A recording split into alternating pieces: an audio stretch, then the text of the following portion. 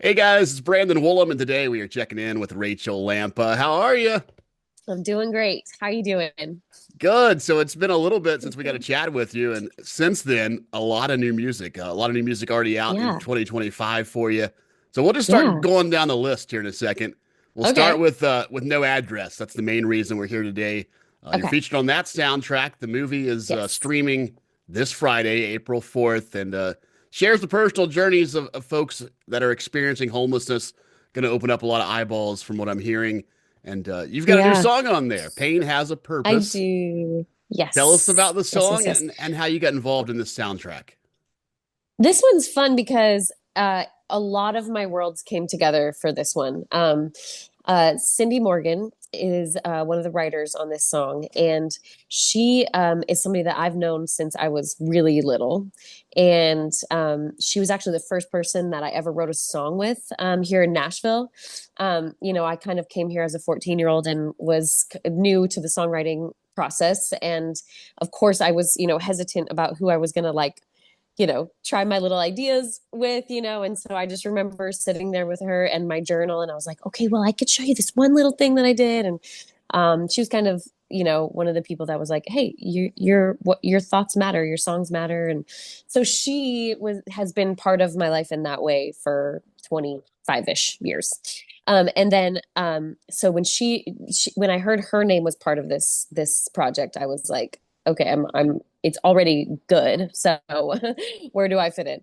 And then they started telling me about the premise of the movie. And for anybody that knows me or my family, that's like our thing. That's where our hearts are, our time is, our money is. We really invest a lot of our time in helping people that are experiencing homelessness and trying to help figure out that problem and understand that problem, and mostly understand the people and walk with the people that are in experiencing it. And so the thing that I love about No Address, the film, is that it does really focus on people as humans and not just this overarching problem.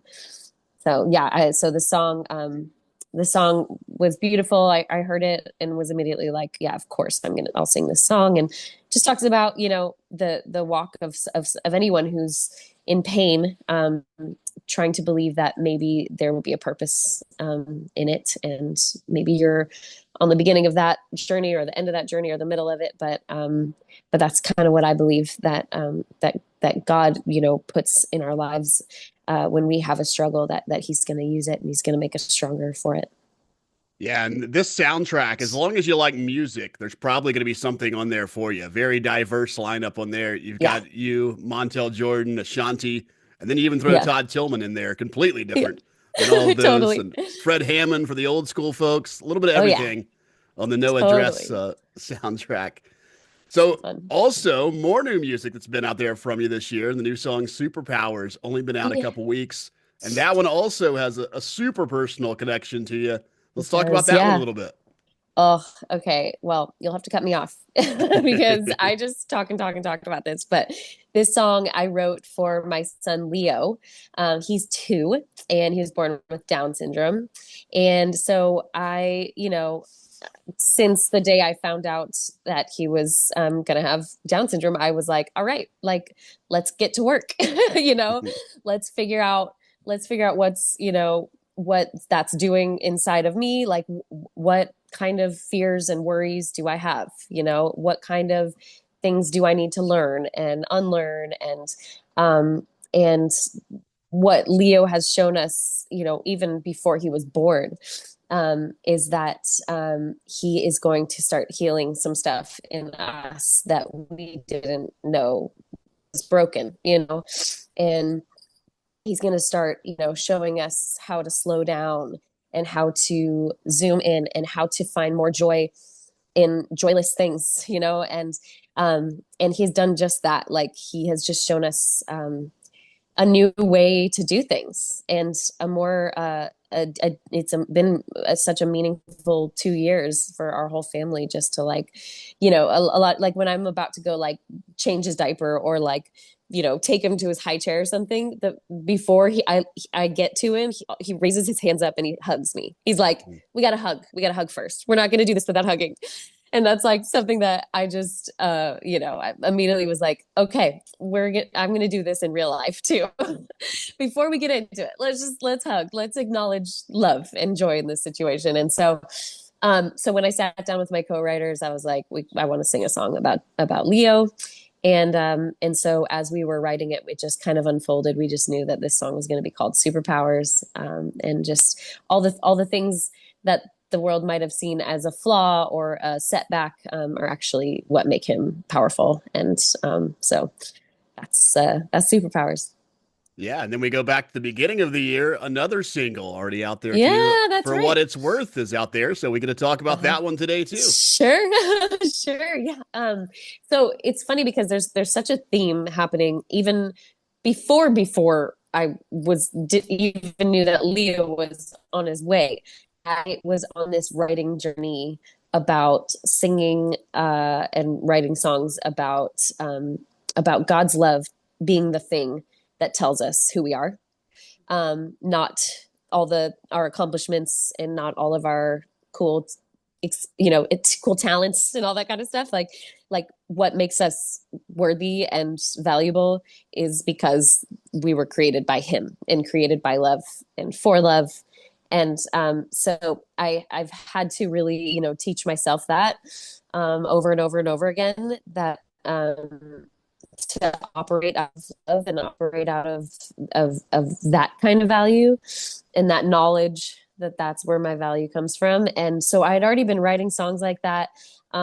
Leo came along, Jackson came along, my 8-year-old.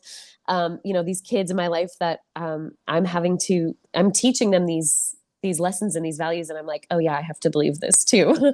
And so I just decided to like write a lot of songs about how powerful it is when we can actually live like we believe that God loves us that much, and that we could even dare to love ourselves that much. So For What It's Worth is about just that. It's like, you saw me from the very beginning, and you told me that I was good. So I'm gonna believe it. I'm gonna believe it against all odds. I'm gonna believe this. So that's just kind of a declaration of that belief. Yeah, when you start writing with a theme in mind, or even if it's not in mind, that often leads to an album. We're already three singles Yes, in, just a few months into the year. Is that that's right. on the way? Is the new Rachael Lampa album in the works? It is. Yes, it is. Yes. Good. Good. I'm glad you brought it up because I need to start talking about it.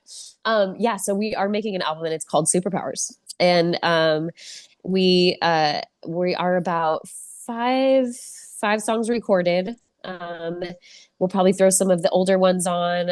I mean, older meaning Perfectly Loved, Wild Ones, Somebody to You. We'll throw those on there. We might do some new versions of those. I am gonna do a remake of an old song from 25 years ago, which is when my first album came out, which is insane. Stop doing math. Everybody stop doing math.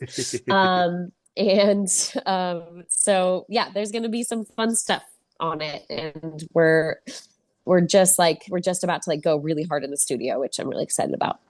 Yeah. As we sit here today, you talk about that 25 years since Live for You, it coming out. Yeah, As you look back on all that and the wild ride you've been on all these years, what's the advice yeah. you have for that teenage Rachel back then? Oh man, it's weird. It changes I'm like, ooh, that's my new one. That's my new advice. And obviously, through the songs, you hear that one of those obviously is like, um, remember that you don't have to do anything to be worthy of this, to be loved, to be successful. Even like, you don't have to have good numbers to be successful, But I would also just say, keep putting the fun people around you. Protect your gift, because I think you forget that, like, um, we call these things like the music, or for you it's like the journalism, the DJing, the all the things that we do. our gifts, but the gift was once just something that God like handed up to us to enjoy, you know, and not just like go share with the world immediately. And so I think like it's easy to be like, okay, I have this gift, I have a responsibility, I have to share it with the world, otherwise I'm not doing it right, you know. And I think sometimes you have to kind of return to like just enjoying the gift for yourself, and to use it to spend time with God and worship in that way, and then go out to the world, and then maybe bring it back in, and remind yourself where it came from and who gave it to you. Um, Remind yourself of the giver and not just the gift, I think. And so that would be another one. Yeah, obviously the focus here this year is going to be the album and getting it out there. But will we Yeah. get to see some tour dates eventually for 2025? Yes. Yes, I have been kind of doing sporadic dates here and there, but we are really trying to get that organized and call it a tour. So hopefully, second half of the year, we'll have kind of more of a tour set up. All right. Well, while we wait for that, plenty of new music out there. We're averaging a single every 4 weeks or so right now from Rachael Lampa. Yeah, And No Address will be streaming everywhere on Friday, April 4th. If you want to check that out. The soundtrack already out there on so Spotify, good. Apple Music, all those streaming services. So go listen to Pain Has a Purpose. Good hanging with you, Rachel. You too. Thanks so much.